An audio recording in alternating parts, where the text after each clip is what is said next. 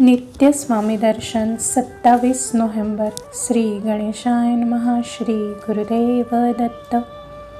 स्वामींचे हे परमभक्त स्वामींच्या प्रत्यक्ष दर्शनाने एवढे संतोष पावलेले असतात की मानवी आयुष्यातल्या देहाला आणि मनाला सुखावणाऱ्या मर्त्य सुखाला ते पूर्णपणे दूर ठेवतात.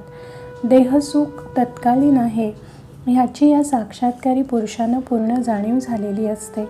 तात्पुरती प्रसिद्धी क्षणभराचा आनंद देते, परंतु एकदा का त्या प्रसिद्धीची सवय लागली की अज्ञानाचा आणि अहंकाराचा न भेदता येणारा काळोख भोवती असा काही दाटून येतो की माणूस आंधळा होतो. साक्षात्कारी क्षण संपुष्टात येतात.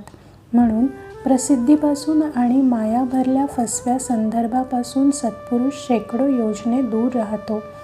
आपला स्वामी दर्शनाचा सुखद अनुभव तो कुणालाच सांगत नाही की आपली भाग्यकुंडली कुणापुढेही मांडत नाही. आपल्या वाणीने तो आपला सर्वश्रेष्ठ स्वामी अनुभव कधीही कथन करत नाही. याचे महत्त्वाचे कारण असे की तुम्ही एकदा का या अनुभवांना वाच्यता दिलीत की जमा केलेल्या पुण्याला ग्रहण लागते, पुण्य लयाला जाते.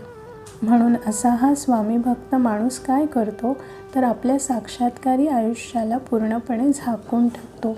आपले जगणे तो कोणाला सांगत नाही की आपल्या पुण्यकृत्यांचा ध्वज तो फडकवत ठेवत नाही. ज्ञानदेव म्हणतात, परोपकारू न बोले न मिरवी अभ्यासिले न शके विंकू जोडले स्फितीसाठी.